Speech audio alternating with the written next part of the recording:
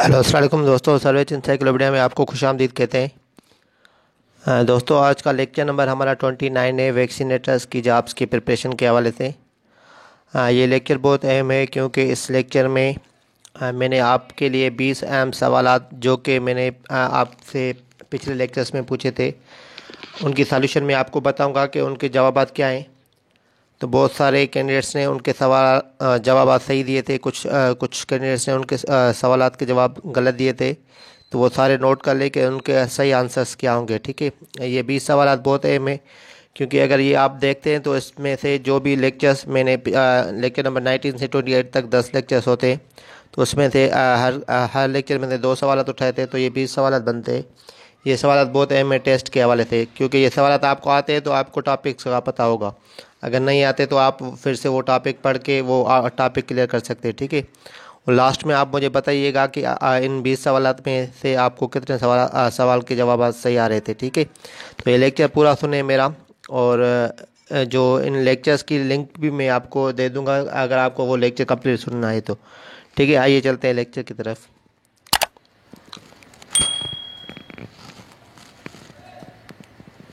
हाँ, तो lecture number 19 के क्वेश्चन देख लें। स्ट्रेप्टोकोकस निमोनिया के क्वेश्चन थे 2 सवाल। उसमें से तो पहला क्वेश्चन था, स्ट्रेप्टोकोकस निमोनिया से बचने के लिए कौन सी वैक्सीन लगाई जाती है पाकिस्तान में।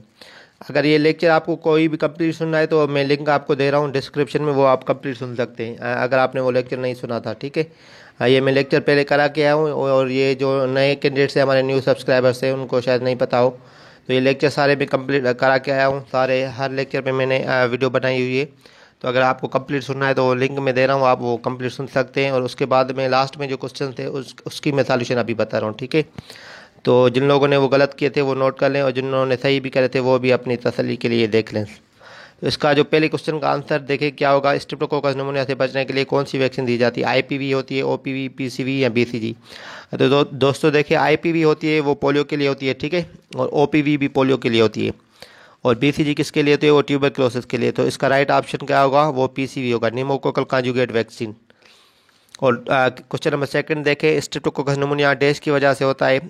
ये लेक्चर अगर आपने सुना होगा तो मैंने आपको बताया था कि स्ट्रेप्टोकोकस निमोनिया एक बैक्टीरिया की वजह से होती है, जिसका नाम भी स्ट्रेप्टोकोकस बैक्टीरिया है। तो इसका राइट ऑप्शन क्या होगा, वो होगा बी। तो ये आप नोट करते जाएं, ये एमसीक्यूज आप स्क्रीनशॉट भी ले सकते हैं इसके आंसर्स के एमसीक्यूज। ठीक है, क्वेश्चन नंबर 20 था मीजल्स के हवाले से। मीजल्स का कंप्लीट लेक्चर डिस्क्रिप्शन में आप देख सकते हैं वो लिंक के थ्रू, और उसके सवाल आप देख लें जो एमसीक्यूज मैंने आपसे पूछे थे। तो उसमें पहला क्वेश्चन था कि मीजल्स या खसरा से बचने के लिए पहली खुराक कब दी जाती है। ये अगर आपने लेक्चर कंप्लीट सुनेंगे तो आपको ये पता होगा कि आंसर इसका राइट क्या होगा। तो क्या पूछ रहा है कि पहली खुराक कब दी जाती है। तो मीजल्स की असल में 2 खुराक दी जाती है। तो उसको जो पहली खुराक होती है वो कितने में दी जाए, आंसर देखें, वो है 9 मंथ्स में। और दूसरी खुराक कब दी जाती है, वो 15 मंथ्स की उम्र में दी जाती है बच्चों को। और मीजल्स या खसरा डैश की वजह से होता है, वो वायरस की वजह से होता है या बैक्टीरिया। ये आपसे मैंने सवाल पूछा था, इसका राइट आंसर है वायरस से। मीजल्स एक वायरस से होता है। ठीक है, पोलियो भी वायरस से होता है और मीजल्स भी वायरस की वजह से होता है। क्वेश्चन नंबर 21 की तरफ चलते हैं। लेक्चर नंबर 21 के सवाल ये थे, आप देख लें। रोटा वायरस से बचने के लिए कितनी खुराक दी जाती है। तो रोटा वायरस से बचने के लिए कितनी खुराक दी जाती है, उसका राइट आंसर देख लें, वो होगा बी, 2 खुराक दी जाती है रोटा वायरस की। सही है। और दूसरे क्वेश्चन में पूछ रहा है कि रोटा वायरस की दूसरी खुराक कब दी जाती है। तो अगर दी जाती है तो दूसरी मतलब लास्ट होगी, वो कब दी जाती है, वो देखें इसका आंसर क्या है, 10 हफ्ते में। 10 हफ्ते में दूसरी खुराक दी जाती है। तो बाकी एक खुराक बचती है वो 6 हफ्ते की उम्र में दी जाती है। ठीक है, इधर दूसरी पूछ रहा है इसलिए ऑप्शन होगा बी। तो आपसे पहली भी पूछ सकता है कि पहली कब दी जाती है, इधर दूसरी पूछ रहा है तो दूसरी आप आंसर दे देंगे। तो ये जो सारे एमसीक्यू हैं ये आप सबके लिए इंपॉर्टेंट है, अगर वैक्सीनेशन का आप टेस्ट देंगे तो इसी टाइप के क्वेश्चंस होंगे। और जो भी मैं कोर्स करा के आया हूँ और इंशाल्लाह आगे भी जो करेंगे सवालात उसी टाइप के क्वेश्चंस निकलेंगे इंशाल्लाह। और अगर आप तैयारी करते हैं और बुक जो मैंने आपको उर्दू की दी हुई है वो भी आप पढ़ें अच्छे से, तो आपका वैक्सीनेशन का पोर्शन बहुत अच्छा हो जाएगा इंशाल्लाह। क्वेश्चन नंबर 22 टाइफाइड फीवर था। टाइफाइड फीवर में एमसीक्यू आपको मैंने ये दिए थे लेक्चर नंबर 22 में। टाइफाइड बुखार से बचने के लिए कितनी खुराक या डोजेज दी जाती हैं, ठीक है, कितनी खुराकें या डोजेज दी जाती हैं, 1, 2, 3 या 4। तो इसका राइट आंसर होगा ए, एक ही खुराक दी जाती है जिसको हम टीसीवी कहते हैं, टाइफाइड कॉन्जुगेट वैक्सीन। तो टाइफाइड कॉन्जुगेट वैक्सीन की जो एक खुराक दी जाती है उसमें पूछ रहा है दूसरे में, तो टीसीवी की पहली खुराक कब दी जाती है। तो पहली खुराक कब दी जाती है, मतलब दी एक जाती है, तो एक ही आंसर होगा इसका, तो वो होगा आंसर सी। क्वेश्चन नंबर 2 का होगा आंसर सी। लेक्चर नंबर 22 के ये एमसीक्यूज हैं। कंप्लीट लेक्चर सुनने के लिए मैंने डिस्क्रिप्शन में आपके लिए लिंक दे दिए सारे लेक्चर्स की। Lecture number 23 immunization schedule. ये लेक्चर जो 23rd था इम्यूनाइजेशन शेड्यूल, ये बहुत इंपॉर्टेंट है। सारे लेक्चर्स में अगर आप इंपॉर्टेंट कहेंगे सबसे, तो ये लेक्चर नंबर 23 है, ये आप सब सुनिए ज़रूर। लेक्चर नंबर 23 इसलिए इंपॉर्टेंट है क्योंकि इसमें कंप्लीट जो इम्यूनाइजेशन शेड्यूल है ना, मैंने आपके साथ डिस्कस किया था।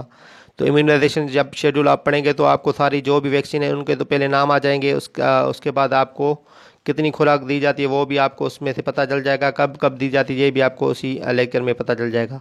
तो लेक्चर 23 ज़रूर सुनिए, अगर आपने नहीं सुना तो इसमें से 3 या 4 सवाल निकल सकते हैं टेस्ट में। उसके एमसीक्यूज मैंने आपसे ये पूछे थे लेक्चर नंबर 23 में से। पोलियो से बचने के लिए ओपीवी की कितनी खुराकें या डोजेज दी जाती है, 2, 3, 4 या 5। तो पोलियो से बचने के लिए जो डोजेज दी जाती है ओपीवी की वो होती हैं 4। तो आंसर होगा सी 4। निमोकोकल वैक्सीन की दूसरी खुराक कब दी जाती है। निमोकोकल की टोटल 3 खुराकें दी जाती है जिसमें से सेकंड जो डोज होता है वो होता है 10 वीक में। आंसर इज बी, ठीक है। ये क्वेश्चन आप नोट करते जाएं और लास्ट में मुझे ज़रूर बताइए कि आपको कितने सवालात के जवाब सही आ रहे थे। 20 सवाल हैं ये 10 लेक्चर्स के। अगर आपको 20 आ रहे हैं तो आप बताएंगे कि अगर कम आ रहे हैं तो वो आप मुझे बता दीजिएगा कि कितने सवाल आपको पता थे। कुछ लेक्चर नंबर 24 था रूट ऑफ वैक्सीन के वैक्सीन कहाँ लगाई जाती है, सही है, कैसे लगाई जाती है, उसके सवाल देखें। तो लेक्चर नंबर 24 के ये सवाल थे, खसरा या मीजल्स वैक्सीन कैसे लगाई जाती है। तो इसके ऑप्शंस देख लें, दुरून जुल्द, देर जुल्द, अजलाती है, इनमें से कोई भी नहीं। तो इसका जो राइट आंसर होगा वो आप देखें। तो 3 मेथड्स मैंने आपको बताए थे कि कौन से होते हैं। इंट्राडर्मल क्या होता है, सबटिक्यूनस क्या होता है, और सबक्यूटेनस क्या होता है, और इंट्रामस्कुलर क्या होता है, ठीक है। ये तीनों मैंने आपके लिए डिस्कस किए थे लेक्चर में, कंप्लीट सुन लिए भले लेक्चर। तो इसका आंसर होगा बी, खसरा सबटिक्यूनस है, सबक्यूटेनस ज़ेर जुल्द। आईपीवी वैक्सीन कौन सी जाविया या एंगल पे लगती है। तो आईपीवी आपको पता होगा कि वो इंट्रामस्कुलर लगती है। इंट्रामस्कुलर के लिए मैंने आपको बताया था कि वो डिग्री कौन सी पे लगती है, वो 90 डिग्री पे लगती है। आईपीवी अगर इंट्रामस्कुलर है तो उसकी डिग्री क्या होगी, वो 90 डिग्री होगी। तो ये लेक्चर नंबर 24 के आंसर्स थे। लेक्चर नंबर 25 के एमसीक्यूज देख लें कौन से थे। ईपीआई ये वैक्सीन का डेट्स का ये लेक्चर था। लेक्चर नंबर 25 कि कब आई थी, वो शामिल की गई थी, डेट्स वगैरह के हवाले से लेक्चर था सारा।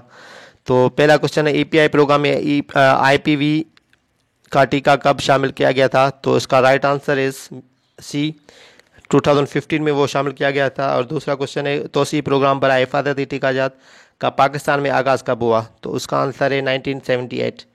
ये सवाल भी टेस्ट में आते रहते हैं, तो ये भी सवाल आपको पता होने चाहिए। Lecture number 26 dose of vaccine कितना डोज देना चाहिए, वो आपसे मैंने डिटेल में डिस्कस किया था लेक्चर में।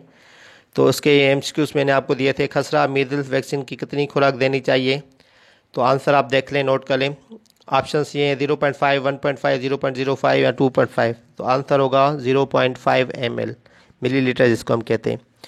दूसरा क्वेश्चन है निमोकोकल वैक्सीन की कितनी खुराक देनी चाहिए। इसका भी आंसर 0.5 ml होगा। तो ये आप नोट कर लें सारे क्वेश्चन।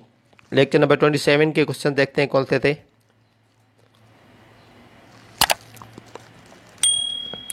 उसमें से पहला क्वेश्चन है निमोकोकल टीका कहाँ लगाया जाता है। ये आपको मैंने आप लेक्चर में डिस्कस किया था कि रूट ऑफ वैक्सीन और कहाँ बॉडी के कौन से पार्ट में वो लगता है। तो ये सारा डिटेल में लेक्चर में मैंने डिस्कस किया था और एमसीक्यूज मैंने आपको ये दिए थे 2। निमोकोकल टीका कहाँ लगाया जाता है। तो ये सारे ऑप्शन से हर किसी में डिफरेंस है कुछ। तो इसका जो राइट आंसर होगा वो डी होगा, बाएं रान के ऊपर के हिस्से में। बाकी जो भी ऑप्शन हैं वो गलत है। तो D is the right answer for question number 1 of lecture number 27। और सेकंड क्वेश्चन है खसरा टीका लगाने का तरीका क्या होता है। ये बहुत अहम सवाल है क्योंकि सब क्यूटेनियस एक ही टीका होता है, वो मीजल्स का होता है। तो इसका राइट आंसर होगा बी। क्वेश्चन नंबर 2 का right answer is B. Question number lecture number 28 के एमसीक्यूज आप देख लें। खसरा वैक्सीन को कितने दर्जा हरारत पर रखना चाहिए। ये टेम्परेचर वाला जो मैंने लेक्चर आपके साथ डिस्कस किया था, आपको बताया था कि कौन सी वैक्सीन कितने टेम्परेचर पर रखनी चाहिए ताकि वो महफूज रह सके, अदरवाइज़ वो ख़राब हो जाती है, कंटामिनेट हो जाती है। ठीक है, तो जो मैंने टेम्परेचर आपको बताया था हर वैक्सीन का, वो 2 से 8 डिग्री सेंटीग्रेड बताया था। तो 2 से 8 डिग्री सेंटीग्रेड, लेकिन मस्बत मतलब पॉजिटिव। तो ये लेक्चर में मैंने आपको डिटेल में बताया था, तो इधर भी आप नोट कर लें।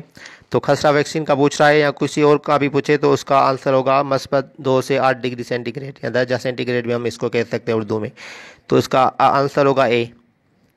बीसीजी एक देश वैक्सीन है, ये भी आपको उसी लेक्चर में मैंने आपसे डिस्कस की थी। ये 28 लेक्चर भी इंपॉर्टेंट है, जिसमें मैंने 3 चीज़ें अलग अलग डिस्कस की थी, वो भी आप कंप्लीट सुनिए भले, और उसमें से आपको इन्फॉर्मेशन बहुत मिलेगी। और वैक्सीन की कैफियत भी मैंने आपके साथ उसमें डिस्कस की थी, जिसमें बीसीजी आपको बताया था कि वो जिंदा रकीक कमज़ोर वायरस से बनी हुई होती है। ठीक है, तो बीसीजी एक जिंदा रकीक कमज़ोर वायरस से बनी होती है वैक्सीन है ये। तो इसका आंसर होगा बी।